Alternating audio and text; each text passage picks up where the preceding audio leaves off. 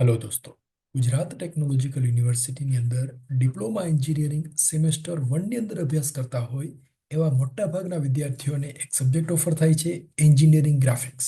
તો આ સબ્જેક્ટનો latest syllabus from 2024-25, જે સબ્જેક્ટનો કોડ છે DI01 00011, આ સબ્જેક્ટના ધ મોસ્ટ આઈએમપી ક્વેશ્ચન અને આન્સર એના બીજા ભાગમાં આપ સૌનું સ્વાગત છે. આજના વિડીયોની અંદર આજે એન્જિનિયરિંગ ગ્રાફિક્સ સબ્જેક્ટનો સિલેબસ છે એનું chapter number 1, topic number 2, types of lines and dimensioning વાળો જે ટોપિક છે એનું સોલ્યુશન, એમાંથી કયા પ્રકારના પ્રશ્નો પૂછાય, એના જવાબ કેવી રીતે લખવા, એના વિશે આપણે ચર્ચા કરીશું. તો ક્વેશ્ચન નંબર 1 આવશે ટાઈપ્સ ઓફ લાઇન્સ એટલે કે રેખાના પ્રકારો. ક્વેશ્ચન નંબર 2 ડાયમેન્શનિંગ સિસ્ટમ એટલે કે માપ લેખનની સિસ્ટમો. મેથડ્સ ઓફ ડાયમેન્શનિંગ એટલે કે માપ લેખનની પદ્ધતિઓ. ટાઈપ્સ ઓફ સ્કેલ એટલે કે પ્રમાણ માપના પ્રકાર. અને how to draw bisector of a line segment, રેખાખંડનો લંબ દ્વિભાજક કેવી રીતે ડ્રો કરવો. તો આ વિડીયો પૂરો થશે એટલે આ બધા જ ક્વેશ્ચન છે એના આન્સર આપણને બધાને સરસ રીતે લખતા આવડી જશે. અને પહેલો ભાગ છે એની અંદર પહેલો ટોપિક અભ્યાસ કરાવેલો છે, જેની લિંક ડિસ્ક્રિપ્શન બોક્સમાં છે. તો તમે એ જોયો ન હોય તો એ જોઈ લેજો. હવે જોઈએ ક્વેશ્ચન નંબર 1. તો ક્વેશ્ચન નંબર 1 છે એ આવી રીતે પૂછાઈ શકે છે: draw different types of lines and there uses in engineering drawing. વિવિધ પ્રકારની રેખાઓ અને તેના ઉપયોગો જણાવો. મિત્રો, મોસ્ટ આઈએમપી ક્વેશ્ચન છે, પૂછાવાની પૂરેપૂરી સંભાવના છે. તો એક્ઝામની અંદર આ ક્વેશ્ચન પૂછાય ત્યારે એનો આન્સર કેવી રીતે લખો. તો સૌથી પહેલા પેલી સિમ્પલ લાઈન એટલે કે કન્ટિન્યુઅસ થીન લાઈન, એટલે આપણે જે કંઈ ડ્રોઈંગ બનાવીએ છીએ એના માટે થીન લાઈનનો ઉપયોગ કરીએ છીએ, એને કહેવાય કન્ટિન્યુઅસ થીન લાઈન. એનો ઉપયોગ આવશે વસ્તુનું ડ્રોઈંગ બનાવવામાં, માપન રેખા દોરવામાં, પ્રોજેક્શન રેખા, હેચિંગ રેખા, લીડર રેખા વગેરે દોરવા માટે કન્ટિન્યુઅસ થીન લાઈનનો ઉપયોગ થાય છે. બસ આટલું લખવાનું. ખાલી એટલું લખો કે વસ્તુનું ડ્રોઈંગ બનાવવા માટે થાય છે તો પણ ચાલશે. બીજી લાઈન આવશે કન્ટિન્યુઅસ થીક લાઈન. એને ડ્રો કરવી હોય તો આવી રીતે ડ્રો કરાય. થોડીક ડાર્ક ડ્રો કરવાની. કન્ટિન્યુઅસ થીન લાઈન છે પાતળી આવશે, આ થોડીક ડાર્ક આવશે. એનો ઉપયોગ શેના માટે થાય છે? To draw visible edges and outline of the drawing. ડ્રોઈંગની બોર્ડર જે આઉટલાઇન હોય એ આઉટલાઇન ડ્રો કરવા માટે કન્ટિન્યુઅસ થીન લાઇનનો ઉપયોગ થાય છે, અથવા continuous thin line, thick line draw કરવામાં આવે છે. ત્રીજો આવશે ડેશ લાઇન અથવા ડોટેડ લાઇન. એને આવી રીતે ડ્રો કરવાની, નાના નાના ડેશ ડ્રો કરવાના, અને બધા ડેશની વચ્ચેનું ડિસ્ટન્સ એક સરખું હોવું જોઈએ. It is used to show hidden edges. છુપાયેલી બાજુઓ અથવા તો ધાર, એને ડ્રો કરવા માટે ડેશ્ડ લાઇન અથવા તો ડોટેડ લાઇન છે એનો ઉપયોગ થાય છે. ત્યાર પછી આવશે સેન્ટર લાઇન, અથવા એને કહેવાય કેન્દ્ર રેખા. Long dash, small dash, long dash અને સ્મોલ ડેશ એવી રીતે ડ્રો કરવાની છે. It is use to draw centre line and trajectories. કેન્દ્રની રેખા અને ટ્રેજેક્ટરી દોરવા માટે આ લાઇનનો ઉપયોગ થાય છે. કેન્દ્ર લાઇન એટલે કે સર્કલ, વર્તુળ ડ્રો કરેલું હોય તો એનું કેન્દ્ર લાઇન ડ્રો કરવાની હોય, કેન્દ્ર રેખા, તો એ આ રીતે ડ્રો કરવાની. ત્યાર પછી આવે છે ઝિગઝેગ લાઇન. તો ઝિગઝેગ લાઇન આવી રીતે ડ્રો કરવાની આવે, એક લાંબી ઉપર નીચે. It is used to draw long break. લાંબી બ્રેક જ્યારે ડ્રો કરવાની, બ્રેક એટલે કે કોઈ પણ શાફ્ટ છે, સપોઝ કોઈ એક શાફ્ટ છે એ એક બહુ લાંબો છે, 10 કિલોમીટર લાંબો છે, તો એને ડ્રોઈંગમાં બનાવવું હોય 10 કિલોમીટર લંબાઈ ડ્રો કરી શકાય નહીં. તો at that time a zigzag line is used. Then free line એટલે ફ્રી હેન્ડ સ્કેચ, તમે જે ડ્રો કરો છો તે free line. It is use to draw partial and sectional view. છેદાત્મક દેખાવ અને અંશતઃ દેખાવ દોરવા માટે ફ્રી લાઇનનો ઉપયોગ થાય છે. કટિંગ લાઇન અથવા થિક એટ એન્ડ્સ તો આવી આવશે, એટલે કે સેન્ટર લાઇન જ છે પણ એમાં જે એન્ડ છે અહીંયા આગળ, ત્યાં વધારે ઘાટું ડ્રો કરેલું હોય છે, અને એનો ઉપયોગ થાય છે to draw cutting planes. Cutting plane દોરવા માટે આ લાઇનનો ઉપયોગ થાય છે. તો મિત્રો, એન્જિનિયરિંગ ગ્રાફિક્સનો આ એક ક્વેશ્ચન જે છે એ one of the most IMP question છે. એક્ઝામમાં પૂછાવાની પૂરેપૂરી સંભાવના છે. બીજા 3 ક્વેશ્ચન છે એ આપણે ધીમે ધીમે જોતા જઈએ. Question number 2, align system and unidirectional system સમજાવો. Explain this two system. અથવા રીતે પૂછાય કે નેમ ધ ડાયમેન્શનિંગ સિસ્ટમ. તો જો એનો આન્સર જે આપણે આપવાનો છે, તો એ આન્સર આપતા પહેલા હું તમને ક્વેશ્ચન પૂછું છું. અહીંયા એક ઓબ્જેક્ટની 2 ફિગર ડ્રો કરેલી છે. જો આવી રીતે આમ છે, એક પગથિયું છે, રાઈટ, એની 2 ફિગર, એક જ પગથિયું 2 વખત ડ્રો કરેલું છે. હવે આ બેની અંદર ફર્ક શું છે તમારે આઈડેન્ટિફાય કરવાનું છે. એક હિન્ટ આપું કે એની અંદર જે માપ લખેલા છે એની અંદર ફર્ક છે. જો આમાં માપ લખેલું છે કેવી રીતે લખેલું છે, આ એરો જે ડ્રો કરેલો છે એની વચ્ચે નથી લખેલું, આ બાજુ લખેલું છે. જ્યારે આની અંદર આ એરો જે ડ્રો કરેલો છે, ડાયમેન્શન લાઈન ડ્રો કરેલી છે, એની વચ્ચે માપ લખેલું છે. આ પેલો ડિફરન્સ છે, રાઈટ.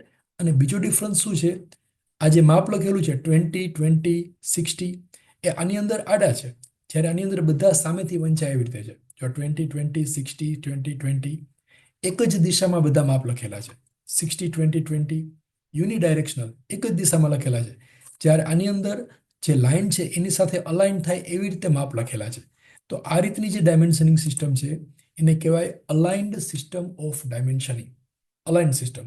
અને આવી રીતે ડાયમેન્શન લખેલા હોય તો એને કહેવાય યુનિડાયરેક્શનલ સિસ્ટમ, રાઈટ. એટલે એક્ઝામની અંદર પૂછાય તો આવી રીતે એક્ઝામ્પલ આપી અને માપ લખી શકો છો, કોઈ પણ માપ લખી શકો છો.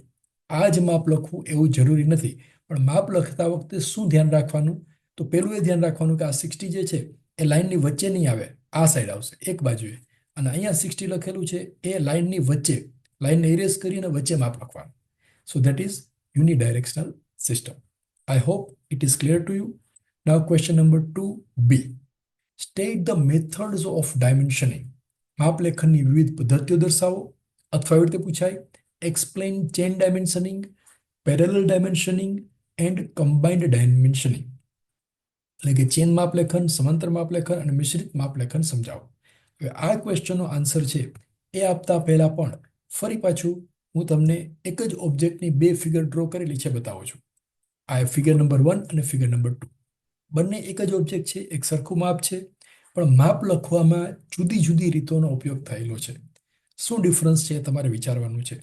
જો પેલું જે માપ લખેલું છે એમાં કેવી રીતે છે 20, 20 અને 20. બીજામાં કેવી રીતે છે 20, 20 + 20 40 અને 40 + 20 એટલે 60. તો જો આની અંદર જે બધા માપ છે એ એક જ લાઇનમાં છે, એક ચેઇનમાં છે, જ્યારે આની અંદર એકબીજાને સમાંતર છે 20, 40, 60, રાઈટ. તો આ પ્રમાણે જો માપલેખન કરેલું હોય તો એને કહેવાય ચેઇન ડાયમેન્શનિંગ. અને આવી રીતે માપલેખન કરેલું હોય જો 20, 40, 60 તો એને કહેવાય પેરેલલ ડાયમેન્શનિંગ અથવા સમાંતર માપલેખન. સમજાઈ ગયું. હવે આ ત્રીજો પ્રકાર શું છે, મિશ્રિત માપલેખન, કમ્બાઇન્ડ ડાયમેન્શનિંગ. તો એ કેવું હશે, મિશ્રિત એટલે કે કમ્બાઇન્ડ ડાયમેન્શનિંગ કેવું હશે, બેનું મિક્સઅપ, કેટલાક પેરેલલ હોય, કેટલાક ચેઇન્ડ હોય. દાખલા તરીકે આ 20 અને 40 છે એ પેરેલલ છે અને આ 20 અને 20 એ ચેઇન ડાયમેન્શનિંગ છે. So it's a combined dimensioning. તો આ ક્વેશ્ચન છે એક્ઝામમાં પૂછાવાની પણ પૂરેપૂરી સંભાવના છે. આ એક્ઝામ્પલ જો તમને સમજાઈ ગયો હશે તો એનો આન્સર છે એ તમે એક્ઝામની અંદર પરફેક્ટલી લખી શકશો. મિત્રો, અત્યાર સુધી જે ક્વેશ્ચન કરાવેલા છે એ તમને સમજાઈ ગયા છે કે નહીં એ કમેન્ટ બોક્સની અંદર ખાસ લખજો, જેથી કરીને આના જેવા વિડીયો વધારે બનાવવા કે નહીં એના વિશે આપણને આઈડિયા આવે. Question number 3. What is a scale? Explain it. પ્રમાણમાપ શું છે તે સમજાવો. અથવા એવી રીતે આવે, why drawing scale is required. પ્રમાણમાપ શા માટે જરૂરી છે. હવે આ ક્વેશ્ચન પૂછાય તો એનો આન્સર કેવી રીતે લખવો. તો આવી રીતે લખવાનું, there are 3 types of scale. 3 પ્રકારના પ્રમાણમાપ છે. પેલું છે ઇક્વલ સ્કેલ એટલે કે સમાન પ્રમાણમાપ, રિડ્યુસ્ડ સ્કેલ એટલે ઘટાડેલું પ્રમાણમાપ, અને એનલાર્જ સ્કેલ એટલે કે વધારેલું પ્રમાણમાપ. હવે આ બધા છે ને પ્યોરલી ટેકનિકલ વર્ડ છે. તમને એકદમ સાદી ભાષામાં કહીએ તો આપણે મોબાઈલની અંદર જે ઝૂમ કરીએ છીએ, ઝૂમ, ધેટ ઇઝ સ્કેલ. એ પ્રમાણમાપ છે. દાખલા તરીકે 2x કરો તો એનો મિનિંગ શું થાય, એ જે ફિગર જેમાં જે પિક્ચર છે એ ડબલ મોટું થશે. ઉલટું કરો, અનઝૂમ કરો, રિડ્યુસ કરો તો એની સાઇઝ બદલાશે. So zoom unzoom is one type of scaling of the object. એટલે દાખલા તરીકે પહેલા 1:1 રાખો તો એને કે જ્યારે ડ્રોઈંગની સાઇઝ અને અવેલેબલ પેજની સાઇઝ એક સરખી હોય ત્યારે કોઈ સ્કેલ રિડ્યુસ કરવાની જરૂર નથી. તો એને કહેવાય સમાન પ્રમાણમાપ અથવા equal scale. It is used four normal size drawing. દાખલા તરીકે એક નાનકડો પેન્સિલ છે, એ પેન્સિલ ડ્રો કરવી હોય, આપણે દાખલા તરીકે નોટબુકની અંદર પેન્સિલ ડ્રો કરો તો પેન્સિલ ડ્રો કરવા માટે શું કરવાનું, પેન્સિલનું જે એકચ્યુઅલ માપ છે એ જ માપથી પેજની અંદર ડ્રો કરી શકાય. પણ ધારો કે કોઈ મોટું મશીન છે, એનું ડ્રોઈંગ બનાવવું છે તો 1:1 સ્કેલથી એ બનાવી શકાય નહીં. ત્યારે એનો સ્કેલ રિડ્યુસ કરવો પડે અથવા ઘટાડવો પડે. તો એને કહેવાય રિડ્યુસ્ડ સ્કેલ. એને દર્શાવવું તો આવી રીતે દર્શાવાય 1:x, એટલે કે it is use to draw a larger object. તેનો ઉપયોગ મોટા માપની વસ્તુઓ દોરવા માટે થાય છે. દાખલા તરીકે લેથ મશીન, બોઇલર, ટર્બાઇન અથવા કોઈ પણ ઓબ્જેક્ટ જે મોટી સાઇઝનો હોય એનું ડ્રોઈંગ બનાવવું હોય તો એના માટે રિડ્યુસ્ડ સ્કેલનો ઉપયોગ થાય છે. અને આ સ્કેલ જે છે એ ગમે તે ન લઈ શકાય. એસ પર BIS એટલે કે બરો ઓફ ઇન્ડિયન સ્ટાન્ડર્ડ પ્રમાણે SP46 ની અંદર આપેલું છે કે કયા કયા સ્કેલ લઈ શકાય. તો રિડ્યુસ સ્કેલ માટે 1:2, 1:5 અને 1:10 આ ત્રણમાંથી કોઈ એક સ્કેલ લઈ શકાય. 1:3 BIS પ્રમાણે લઈ શકાય નહીં. દાખલા તરીકે કોઈ 9 સેન્ટીમીટર લાંબી ઓબ્જેક્ટ હોય એને 3 સેન્ટીમીટરથી દર્શાવે તો એ 1:3 નો સ્કેલ થયો. પણ 1:3 scale is not allowed as per BIS SP46. 1:5 ના રેશિયોમાં હોવું જોઈએ. 1:10 થી વધારે મોટો સ્કેલ જોઈતો હોય તો 1:20, 50, 1:100, 1:200, 500, 1000 એવી રીતે લેવાનું. 2, 5 અને 10 એના રેશિયોની અંદર એ સ્કેલ લીધેલો હોવો જોઈએ. એના સિવાયનો બીજો કોઈ સ્કેલ છે એ સ્ટાન્ડર્ડ પ્રમાણે લઈ શકાય.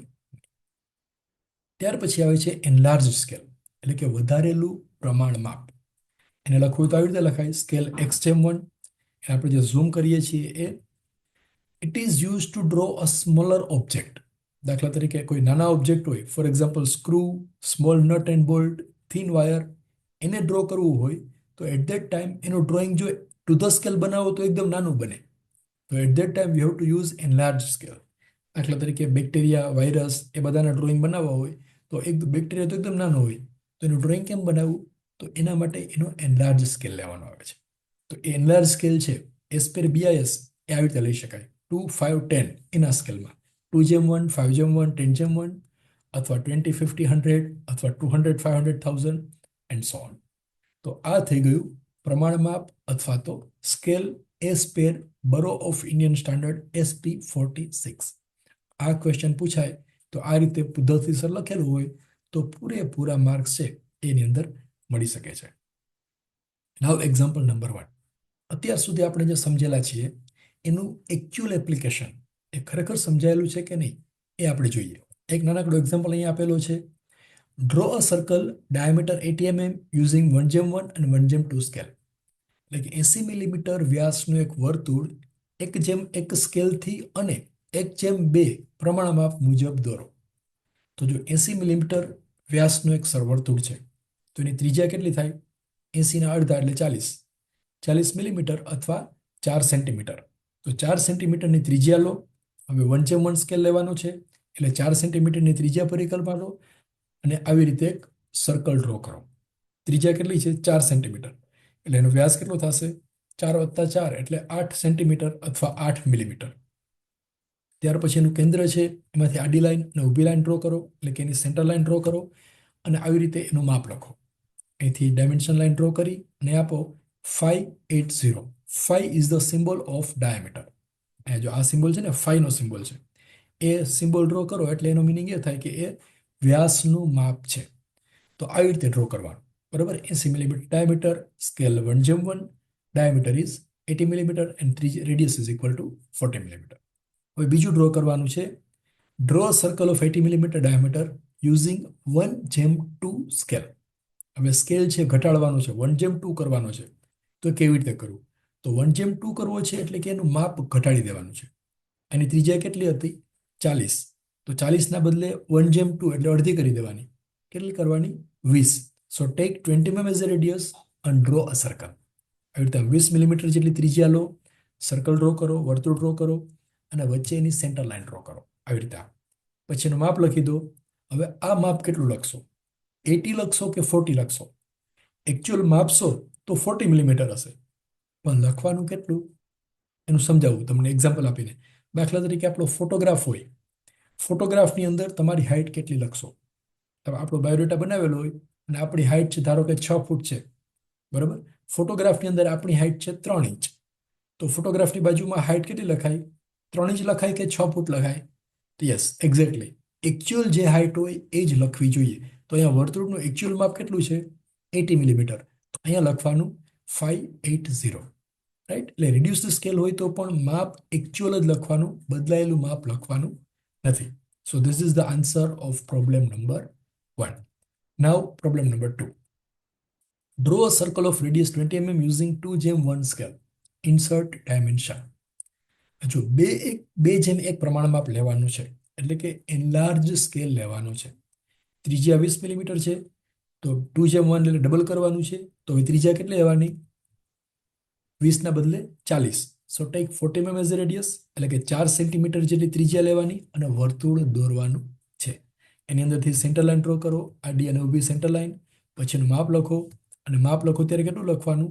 540 અથવા રેડિયસ 20. પણ જનરલી વર્તુળ હોય એનું માપ ડાયામીટરથી, એટલે કે વ્યાસથી લખવામાં આવે છે. એટલે રેડિયસ 20 નહીં લખવાનું, ડાયામીટર 40 એવી રીતે લખવાનું. ત્રિજ્યાનું માપ વર્તુળમાં ન લખાય, વર્તુળની અંદર માપ લખવાનું આવે ત્યારે વ્યાસનું માપ લખવું જોઈએ. Now question number 3 and last question of this chapter, of this video. Draw a bisector of line segment AB is equal to 50 mm. 50 millimetre લંબાઈના રેખાખંડનો લંબ દ્વિભાજક દોરો. તો એના માટે સૌથી પહેલા 50 મિલીમીટર લાંબી એક લાઈન ડ્રો કરો, અથવા 5 સેન્ટીમીટર લાંબી લાઈન, એને નામ આપો A અને B. AB બરાબર છે 5 સેન્ટીમીટર. હવે એનો લંબ દ્વિભાજક દોરવાનો છે. તો એ દોરવા માટે એનું માપ લખો 50 mm. Take A as a center and AB as a radius. Draw an arc. એટલે એને કેન્દ્ર રાખો, AB ને ત્રિજ્યા લો અને ચાપ મારો ઉપર અને નીચે. એવી જ રીતે B ને કેન્દ્ર રાખો અને AB જેટલી ત્રિજ્યા લઈ અને ચાપ મારો. એટલે ત્રિજ્યા જે છે AB જેટલી જ લેવી એવું જરૂરી નથી, કોઈ પણ માપ લઈ શકાય. આ A ને કેન્દ્ર રાખીને ચાપ મારો, ત્રિજ્યા હાફ AB કરતા વધારે હોવી જોઈએ. B ને કેન્દ્ર રાખીને ચાપ મારો, એટલે ઉપર અને નીચે 2 પોઈન્ટ મળશે. 2 પોઈન્ટને નામ આપો. પોઈન્ટ નંબર અહીંયા આપો P, આ પોઈન્ટ છે નામ આપો પોઈન્ટ Q. પોઈન્ટ P અને Q કેવી રીતે મળેલા છે? A ને કેન્દ્ર રાખીને ચાપ મારી અને B ને કેન્દ્ર રાખી અને ચાપ મારી. આ બે પોઈન્ટને સીધી લાઈનથી જોઈન કરી દો, પોઈન્ટ P અને Q. So this is the bisector of line segment AB. આ AB નો બાયસેક્ટર એટલે કે લંબ દ્વિભાજક છે. AM, આ પોઈન્ટને આપણે M નામ આપીએ તો AM is equal to MB is equal 1/2 AB. એટલે AM જે છે AB બરાબર 50 મિલીમીટર છે, તો AM બરાબર 25 મિલીમીટર થશે, અને MB બરાબર પણ 25 મિલીમીટર થશે. અને આ ખૂણો જે છે એ કાટખૂણો થશે. એટલે એ PQ is called as bisector of line segment AB. આ ક્વેશ્ચન પણ પૂછાવાની સંભાવના છે. અને આ ક્વેશ્ચન ન પૂછાય તો આના પછીના જે વિડીયો છે એની અંદર આ ટોપિકની જરૂરિયાત પડવાની છે. એટલે અત્યારે આ આપણને આવડવું અત્યાવશ્યક છે. તો મિત્રો, આ ચેપ્ટરના ત્રીજો ભાગ, એનો વિડીયો ટૂંક સમયમાં જ આવી જશે, અથવા નીચે બોક્સમાં આવી ગયો હશે. તો એ તમારે તૈયાર કરી લેવાનો છે. આટલા ટોપિક તૈયાર કરશો એટલે આ સબ્જેક્ટની અંદર A ગ્રેડ આવવાની પૂરેપૂરી સંભાવનાઓ છે. તો ફરી પાછા મળીશું કોઈ નવા વિડીયો સાથે.